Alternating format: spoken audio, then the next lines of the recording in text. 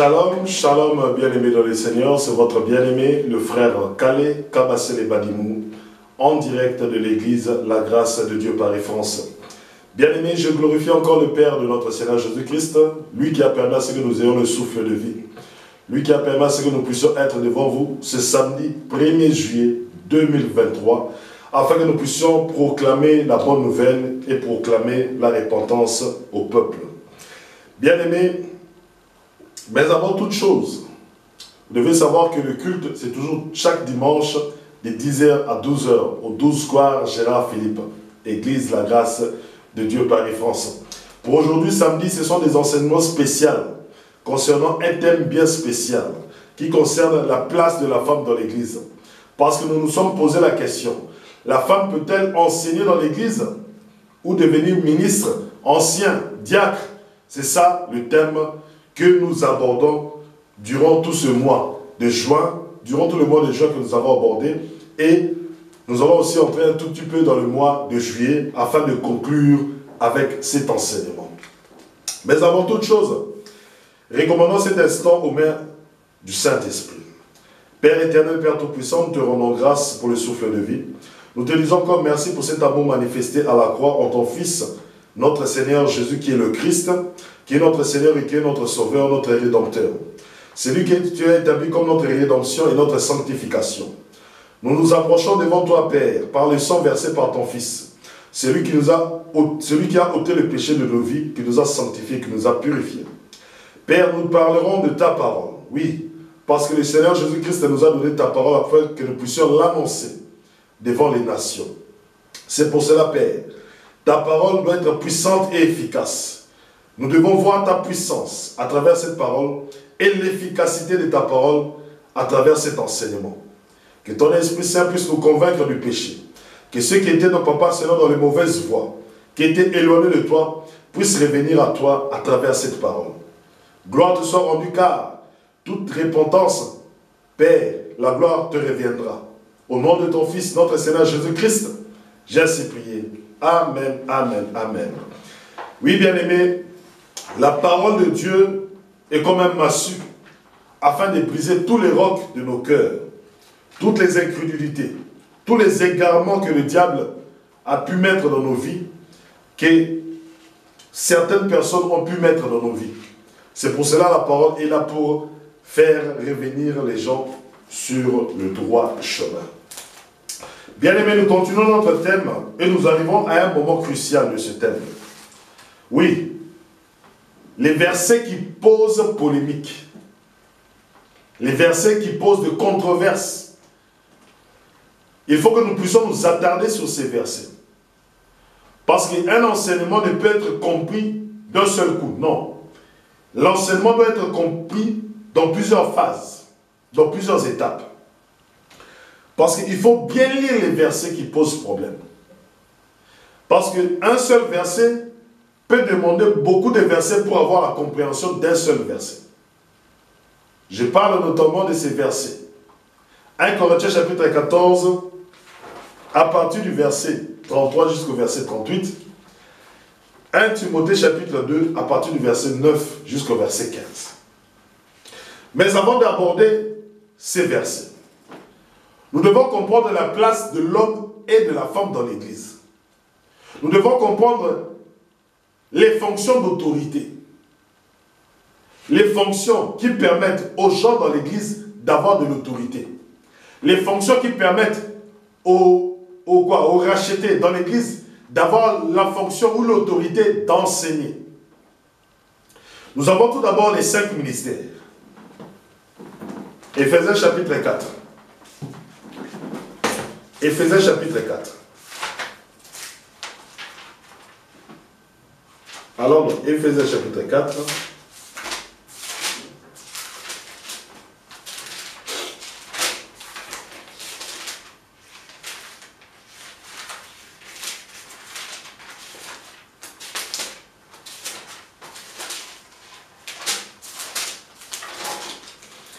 Éphésiens chapitre 4, à partir du verset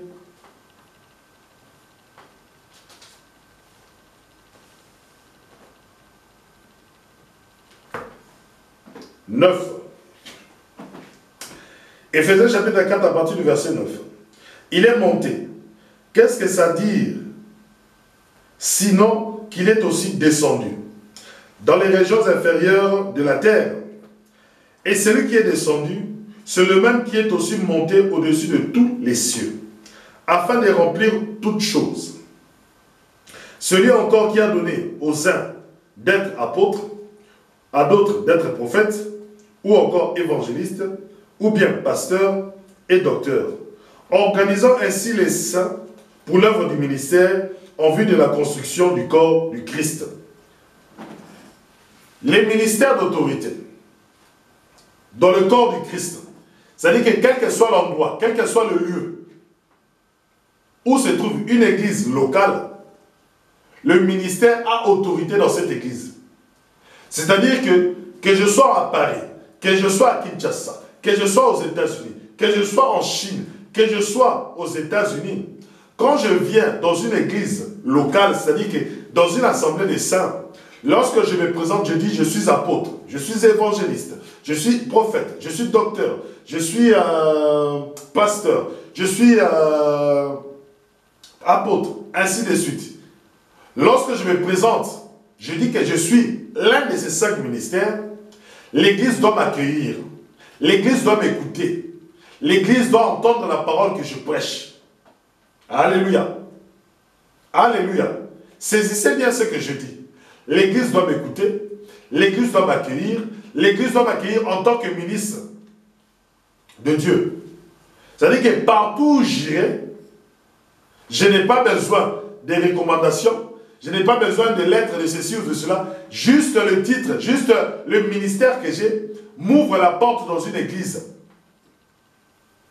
Alléluia. Parce que les 5 ministères sont établis pour le perfectionnement du corps du Christ. Or, le corps du Christ est universel. Le corps du Christ a beaucoup d'églises locales par-ci, par-là. Est-ce que vous saisissez? Les autres ministères, et les autres fonctions d'autorité. Nous avons par exemple les anciens. Alléluia. Les anciens, ce sont des gens qui sont établis. Établis par des ministres, afin de garder l'enseignement dans l'église, afin de protéger l'église, afin de surveiller la bonne marche de l'église, afin que quand il y a quelque chose qui ne marche pas, ce sont les anciens qui donnent des orientations, afin que l'église puisse bien marcher, afin que l'église puisse marcher selon les Écritures. Les anciens, ce sont ceux qui gardent la doctrine. Je vous ai parlé des ministres, les 5 ministères. Quand un ministre arrive dans une église, ce sont les anciens qui l'accueillent. Ce sont les anciens qui l'écoutent. Ce sont les anciens qui écoutent sa doctrine, qui écoutent l'évangile qu'il apporte. Ce sont les anciens qui donnent accès aux ministres, au peuple de Dieu. Voilà la fonction d'autorité. Garder les brebis, protéger les brebis. Non seulement il y a des pasteurs, mais les anciens sont là pour surveiller et les pasteurs, et les ministres, et les brebis, et toutes les fonctions d'autorité dans l'église.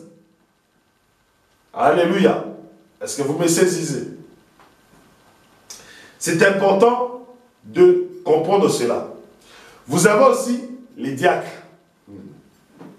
Alléluia. Les diacres, allons dans Actes des Apôtres,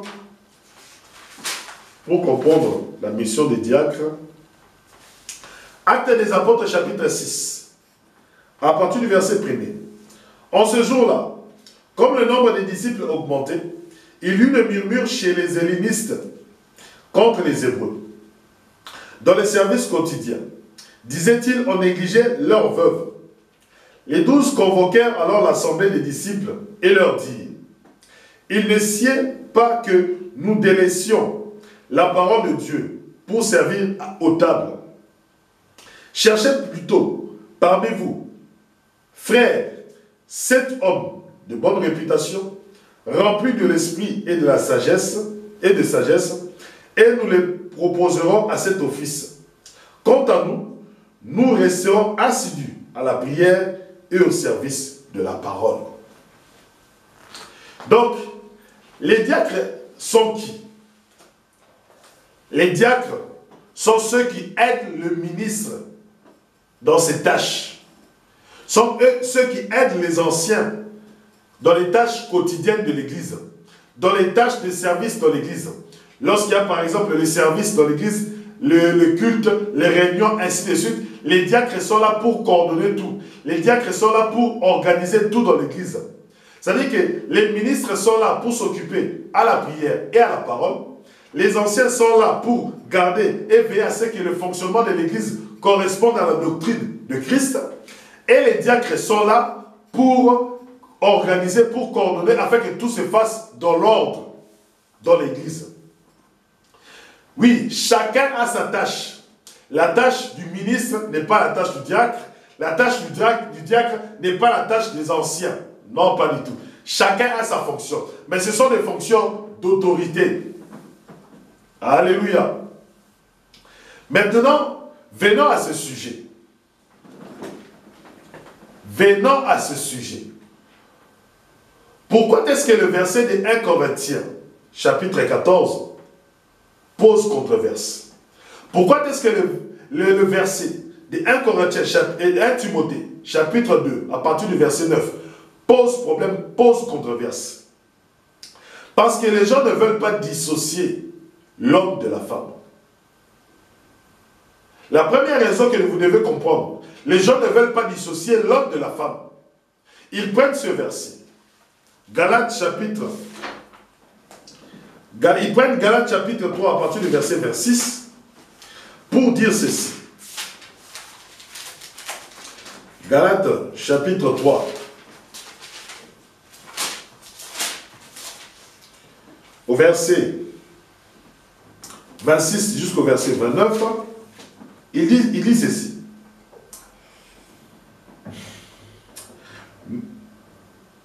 Car vous êtes tous fils de Dieu par la foi dans le Christ Jésus. Vous tous, en effet, baptisés dans le Christ, vous avez revêtu le Christ. Il n'y a ni juif, ni grec. Il n'y a ni esclave, ni homme libre. Il n'y a ni homme, ni femme. Car tous, vous ne faites qu'un dans le Christ Jésus. Les gens prennent ce verset et disent que il n'y a ni femme ni homme en Christ. C'est-à-dire que dans l'Église, il n'y a ni femme, il n'y a ni homme. C'est-à-dire que Dieu prend celui qui veut, Dieu choisit celui qui veut pour être ministre, pour être diacre, pour être ancien. C'est-à-dire que l'homme et la femme peuvent être des ministres, l'homme et la femme peuvent être des diacres, l'homme et la femme peuvent être des anciens. Mais cela pose un grand problème. Cela pose un grand problème. Pourquoi est-ce que nous disons que les gens qui utilisent ces versets sont dans la confusion? Parce que 1 Corinthiens chapitre 11 détermine la hiérarchie dans l'Église. 1 Corinthiens chapitre 11 à partir du premier verset. Dieu détermine la hiérarchie. Et quand Dieu détermine une hiérarchie, dans la hiérarchie, il y a toujours une chef et un subordonné. C'est-à-dire qu'il doit y avoir quelqu'un qui coordonne, qui doit être un chef dans l'Église. Alléluia. Même entre Jésus-Christ et l'Église, corps du Christ, il y a toujours une hiérarchie.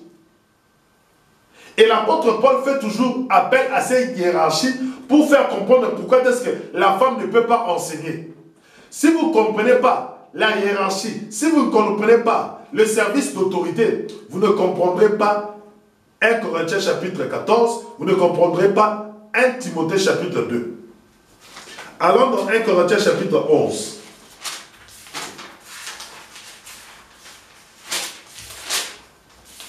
Oui, bien-aimés.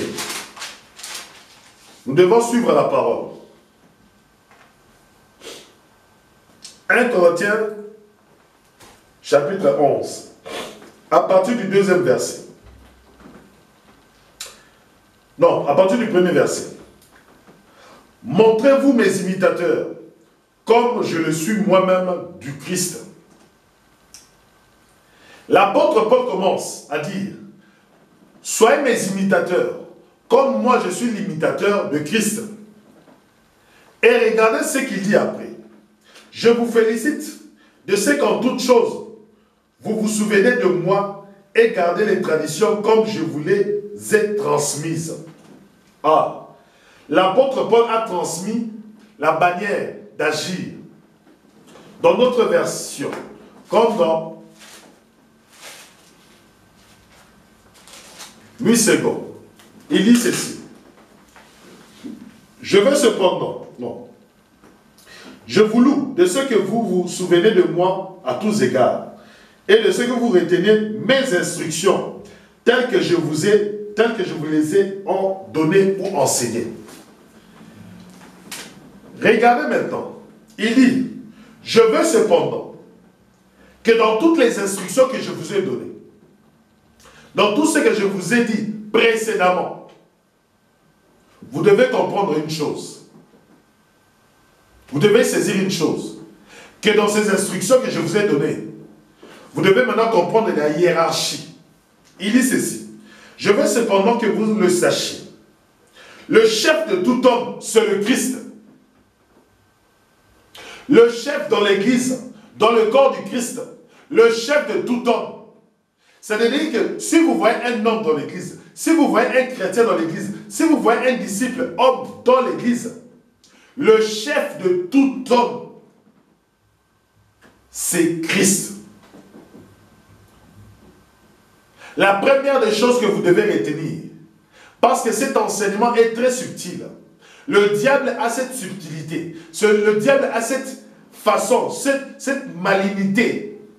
C'est ça que je voulais dire. Le diable a cette malignité de pouvoir se fendre et séduire les gens. Il connaît très bien comment est-ce que Dieu parle. Il saisit la petite brèche où il peut venir faire confondre les gens les choses. Mais il dit ceci. L'apôtre Paul est clair. Suivez-moi très bien. Il dit, je veux cependant que vous le sachiez. Le chef de tout homme dans l'église, le chef de tout homme, lorsque les saints se réunissent, le chef de tout homme, lorsque l'assemblée des saints est réunie, le chef de tout homme, c'est Christ. Ce n'est pas la femme.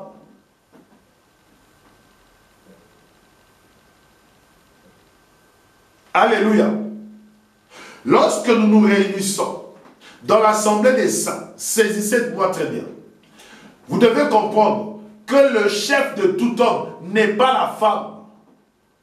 Le chef de tout homme dans l'assemblée des saints, lorsque les hommes et les femmes en Christ se réunissent, lorsque ceux qui ont accepté Christ se réunissent, le chef de tout homme, c'est Christ. Ce n'est pas la femme. Ce n'est pas la femme. Alors, si le chef de tout homme est Christ, et la femme n'est pas le chef de l'homme dans l'église, dans l'assemblée des saints, alors comment est-ce que la femme peut devenir apôtre, pasteur, prophète, évangéliste, docteur? Puisque ceux qui sont les chefs, ceux qui dirigent, ceux qui conduisent, ceux qui ont la parole de l'enseignement, ceux qui ont la parole d'autorité, ce sont ces 5 ministères. Or, le chef de tout homme dans l'église n'est pas la femme. La femme ne peut pas être le chef de l'homme dans l'église. Impossible.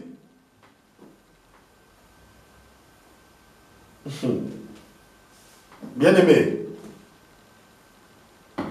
ne regardez pas la prophétesse Déborah. Ne regardez pas la juge Déborah. On a déjà parlé en long et large de la juge Déborah. Ici, nous parlons de l'enseignement. Ici, nous parlons, est-ce que la femme peut-elle enseigner dans l'église? Nous parlons de l'enseignement. Nous parlons de l'enseignement. Ceux qui ont autorité d'enseigner. Vous voyez la différence? Vous avez maintenant compris la différence. Je continue.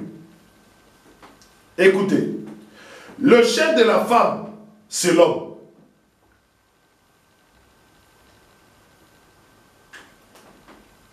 Le chef de la femme, c'est l'homme. Mais vous allez me dire, mes frères Calais, en Christ, il n'y a ni homme ni femme. Non, bien-aimé. En Christ, lorsque tu te fais baptiser, lorsque nous disons il n'y a ni homme ni femme, c'est-à-dire que et l'homme et la femme ont accès au baptême. Et les juifs et les grecs ont accès au baptême. Et ceux qui sont esclaves et ceux qui sont propriétaires des esclaves ont accès au baptême. Quelle que soit ta situation sociale, quelle que soit ta race, quelle que soit ta nationalité, quelle que soit d'où tu viens, quelle que soit ta tribu, sachez que le verset de Galates chapitre 3, au verset 26 jusqu'au verset 29, concerne les nations, la race, le genre, homme ou femme, bien-aimé, juif ou grec, vous avez accès au baptême, vous avez accès au salut. Mais quand vous avez accès au salut, maintenant, lorsque vous vous réunissez en tant que des chrétiens, en tant que des enfants de Dieu, sachez une chose, les enfants de Dieu, il y a des fils et des filles de Dieu. Et quand les enfants de Dieu se réunissent, écoutez ce qu'il dit. Je veux cependant que vous le sachiez, que le chef de tout homme, c'est le Christ, le chef de la femme, c'est l'homme.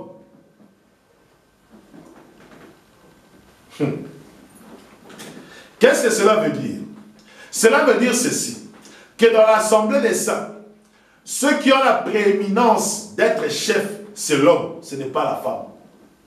Ceux qui ont la prééminence de conduire dans l'église, c'est l'homme, ce n'est pas la femme. Puisque la femme ne peut pas être le chef de l'homme dans l'église, puisque la femme ne peut pas être le chef de l'homme dans l'assemblée des saints, c'est pour cela ceux qui ont la prééminence, c'est-à-dire que ceux qui sont appelés à être des chefs, à être des anciens, à être des ministres, à être des diacres, à être des conducteurs dans l'église, ce sont les hommes, pas les femmes. Alléluia. Nous devons saisir cela. Nous devons saisir cela. Et l'apôtre Paul continue. Le chef de tout homme, c'est le Christ. Le chef de la femme, c'est l'homme. Et le chef du Christ, c'est Dieu. Il a mis une hiérarchie. Il a mis une hiérarchie. Maintenant, vous allez me dire, frère Calais, regarde bien cet écrit. Le chef de la femme, c'est l'homme. On n'a pas dit le chef de toute femme, non. Frère Calais, on n'a pas dit le chef de toute femme, non. On a dit seulement que le chef de la femme, c'est l'homme.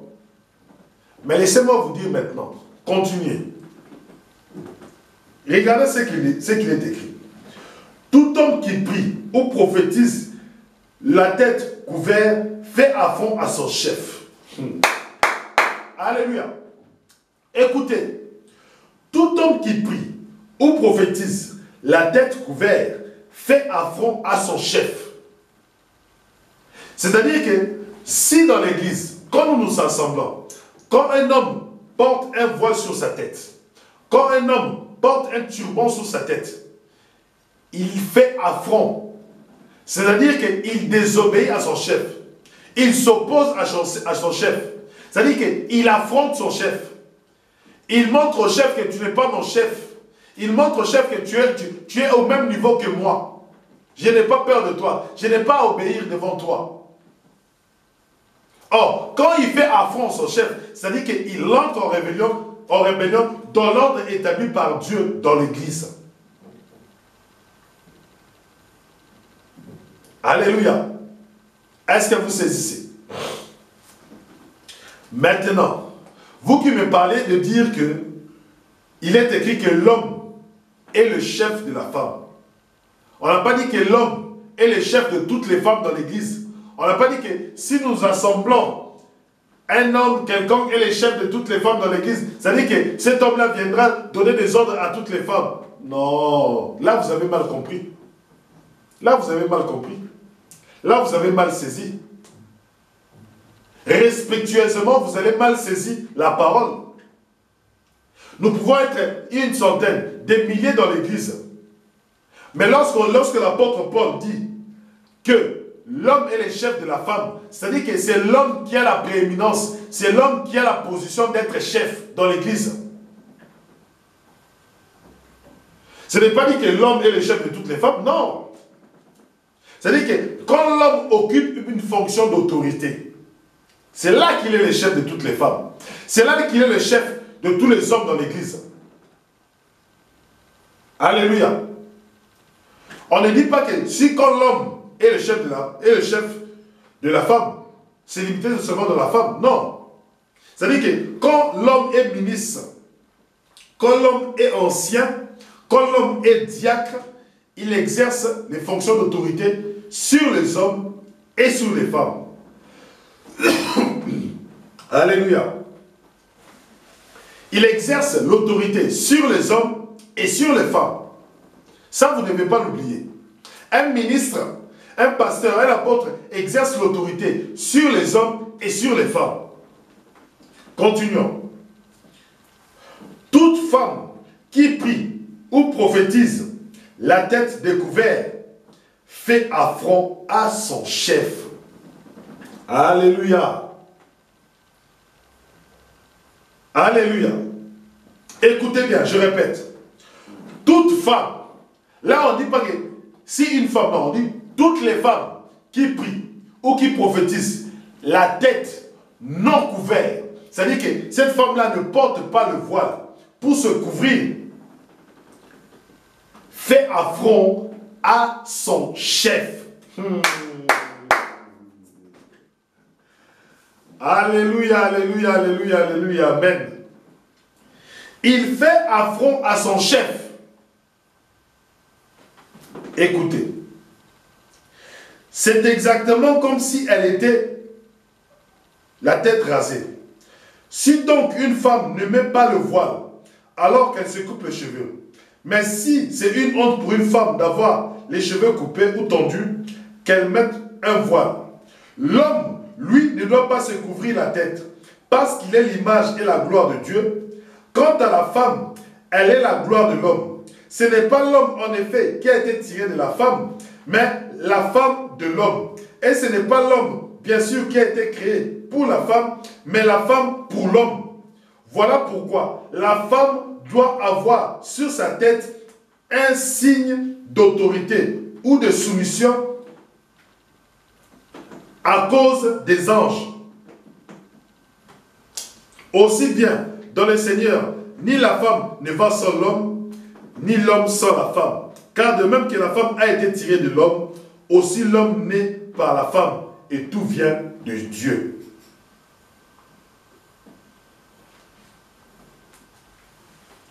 Bien-aimés dans le Seigneur, comprenez bien cela. La femme, toute femme qui prie, qui prophétise, doit avoir la marque d'autorité sur sa tête à cause des anges. C'est-à-dire que lorsqu'elle prie, sa prière, lorsque les anges l'entendent, lorsque les anges voient, qu'est-ce que les anges voient? Ils voient non seulement la prière, mais ils voient que la femme qui prie a une marque d'autorité sur sa tête. C'est-à-dire que le voile signifie que je suis soumis à quelqu'un. C'est-à-dire que si les anges, ou bien si quelqu'un doit intervenir sur cette femme, il doit passer par son autorité. Alléluia. Il doit passer par l'autorité. C'est-à-dire que la femme ne peut pas se mettre devant l'assemblée sans cette marque d'autorité. Beaucoup de gens ont dit, non frère Calais, ce sont les femmes mariées. Ils sont même allés dans les Grecs. Parce que lorsque vous allez dans les Grecs, le mot femme dans ce chapitre, il n'y a qu'un seul mot. Et cela peut signifier à la fois la femme mariée et cela peut signifier à la fois la femme célibataire. Mais dans tous les cas, qu'il soit marié et qu'elle soit mariée, qu'elle ne soit pas mariée, la femme doit porter quelque chose sur sa tête pour montrer la marque d'autorité. Elle doit le porter, qu'elle soit vierge, qu'elle ne soit pas vierge, qu'elle soit célibataire, qu'elle ne soit pas célibataire, qu'elle soit mariée ou qu'elle ne soit pas mariée, qu'elle soit veuve ou qu'elle ne soit pas veuve, elle doit porter la marque d'autorité sur sa tête. Et c'est là qu'on appelle le voile. Or, si elle ne porte pas le voile, elle fait affront à son chef. Or, le chef de la femme, maintenant là c'est au singulier. Le chef de la femme c'est qui? C'est l'homme. Or, quand nous disons c'est l'homme, c'est-à-dire que quand vous regardez la hiérarchie de Dieu, Dieu est le chef de Christ, Dieu est le Père. Le Père est un homme. Christ est un homme. L'être humain, il y a aussi un homme. Donc, ceux qui doivent être dans la position d'autorité, ceux qui doivent être dans la position d'enseigner dans l'église, il n'y a que les hommes.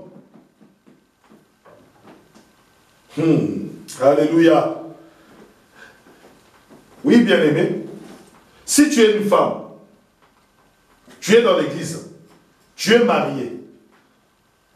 Si tu es marié, tu dois porter le voile pour montrer que tu es soumise à ton mari. Si tu es célibataire, le célibataire est encore sous l'autorité de ses parents. Or, quand tu es sous l'autorité de tes parents, le chef de la famille d'une célibataire, c'est le père. Ça, c'est un principe.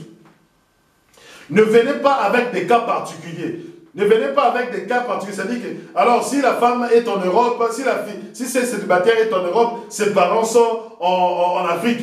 Bien aimé, même si son père est en Afrique, sachez une chose, elle doit porter la marque d'autorité. C'est-à-dire que son père a toujours autorité sur elle. Oh, si son père est décédé, d'accord, son père est décédé, mais la famille de son père est là. Le jour où elle sera mariée, où elle voudra se marier, où elle voudra devenir la femme d'un homme, il y aura toujours la famille de son père. Et quand la famille de son père est là, la famille de son père aura toujours autorité sur elle. La famille de son père aura toujours le chef, sera toujours dans la position de chef, même si sa maman est toujours là. La famille du père a toujours autorité, a toujours prééminence.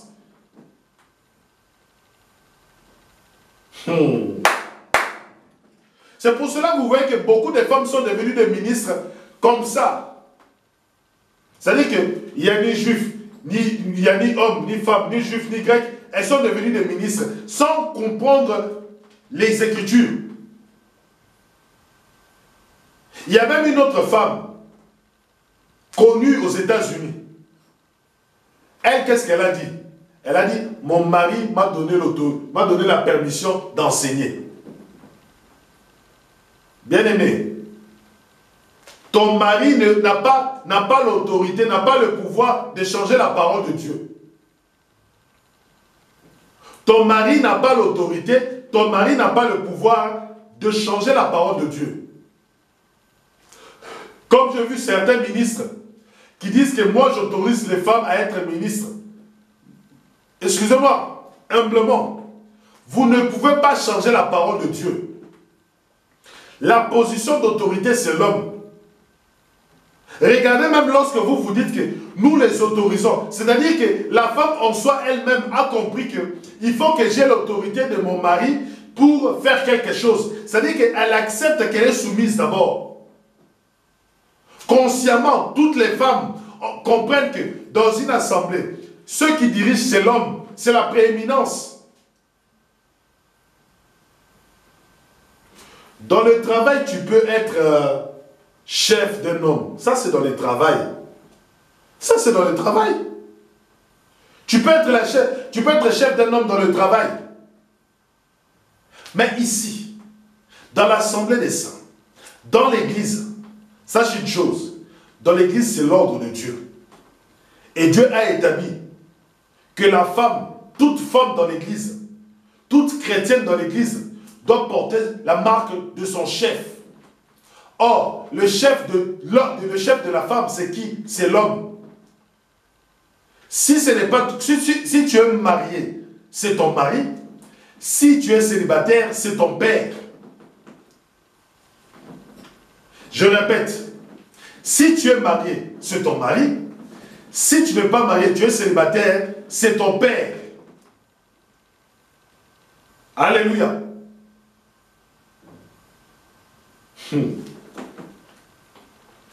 Et l'apôtre Paul dit ceci, au verset 11. Aussi bien dans le Seigneur, ni la femme ne va sans l'homme. C'est-à-dire que tu ne peux pas parler de la femme sans parler de l'homme. Tu ne peux pas parler de l'homme sans parler de la femme. Et il dit ceci.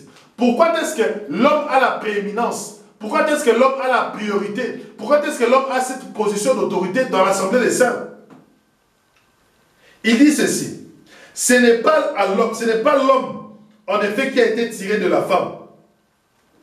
Mais la femme a été tirée de l'homme. Et ce n'est pas l'homme, bien sûr, qui a été créé pour la femme, mais la femme pour l'homme.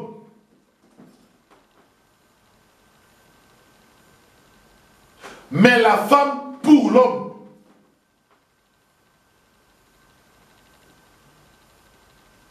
La femme est la gloire de l'homme. Ma soeur, tu es la gloire de l'homme. Tu as été tiré de l'homme. C'est-à-dire que comme tu as été tiré de l'homme, c'est-à-dire que tu as été créé pour l'homme. Et comme tu as été créé pour l'homme, automatiquement tu dois te soumettre à l'homme. Parce que tu es l'aide de l'homme. Or, si tu es l'aide de l'homme, l'homme est le chef. C'est celui qui te conduira afin que tu puisses l'aider. Lorsque vous êtes dans une entreprise, il y a le chef. Mais vous aidez le chef à accomplir une mission, à accomplir un travail. Donc, consciemment, lorsque Dieu crée la femme, c'est pour l'homme. Et Dieu a mis dans la femme déjà cette soumission, déjà cette intelligence, cette conscience-là, que moi je dois être soumis à mon chef, qui est l'homme. Cet homme-là peut être un ministre, cet homme-là peut être un diacre, cet homme-là peut être un ancien. Ça, c'est dans l'église. Et même dans l'église, cet homme-là peut être son mari. Alléluia. Vous voyez maintenant comment est-ce que l'ambiguïté est ôtée. Comment est-ce que l'ambiguïté est partie. Donc, ma soeur, lorsque nous parlons de ceci, c'est pour que tu comprennes déjà ta place. Parce que lorsque je vous parlerai de 1 Corinthiens chapitre 14, vous ne serez pas dans la confusion. Parce que vous connaissez déjà la hiérarchie de Dieu. Vous connaissez pourquoi le Dieu a créé la femme. Vous comprenez maintenant pourquoi est-ce que la femme ne peut pas devenir ministre. Parce que dans l'église, le chef de tout homme n'est pas la femme. Le chef de tout homme, c'est le Christ. Or, le Christ se manifeste par les ministres, par les diacres, par les anciens. Et quand Christ se manifeste par les ministres, par les diacres, par les anciens, nous voyons des hommes, pas des femmes. Puisque la femme ne peut pas être le chef d'un homme. Alléluia. C'est pour cela, bien-aimés, chères sœurs, ce n'est pas contre vous. Chères sœurs, ce n'est pas qu'on vous rabaisse. Chères sœurs, ce n'est pas qu'on vous méprise. Mais nos sœurs, nos mamans, vous devez comprendre que lorsque vous êtes dans l'assemblée des saints, ceux qui doivent présider au culte, ceux qui doivent présider à la bonne marche de l'église, ce sont les hommes et non les femmes. Vraiment, prions pour clôturer cet enseignement d'aujourd'hui. Père éternel, Père Tout-Puissant, nous te rendons grâce pour cette parole. Je sais qu'aujourd'hui, avec cette introduction dans les fonctions d'autorité, cette parole de 1 Corinthiens chapitre 11, les gens l'ont saisie et l'ont compris. C'est une belle parole. Elle est puissante et efficace. Vraiment puissante et efficace. Elle a enlevé les écailles. Elle a fait sortir les gens dans la séduction. Elle a fait sortir beaucoup de ministres qui étaient dans la séduction, qui autorisaient les femmes à devenir des ministres, des femmes à enseigner. Cette parole les a fait sortir de cet aveuglement, de cette séduction. Je sais que ta parole est efficace. Il y aura des repentances à travers cette parole d'aujourd'hui.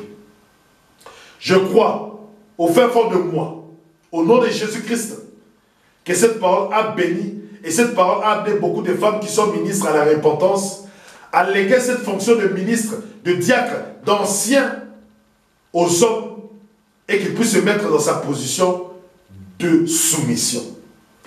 Gloire te soit rendue, Père. Nous te bénissons, te glorifions. Au nom de Jésus-Christ, j'ai ainsi prié. Amen. Amen. Bien-aimés dans le Seigneur, nous rendons grâce à Dieu pour cette parole. Je vous dis à samedi prochain, samedi 8 juillet. Maintenant, nous allons commencer à décortiquer 1 Corinthiens chapitre 14 et 1 Timothée chapitre 2. Que Dieu vous bénisse. Je vous dis à demain dimanche 2 juillet pour la continuité de notre enseignement. Le Seigneur Jésus-Christ face aux nations, face à la génération actuelle. Nous sommes toujours situés au 12 square Gérard Philippe. C'est bien l'église La Grâce de Dieu Paris France. Que Dieu vous bénisse. Je vous dis à demain de 10h à 12h pour un culte. Je vous dis à demain.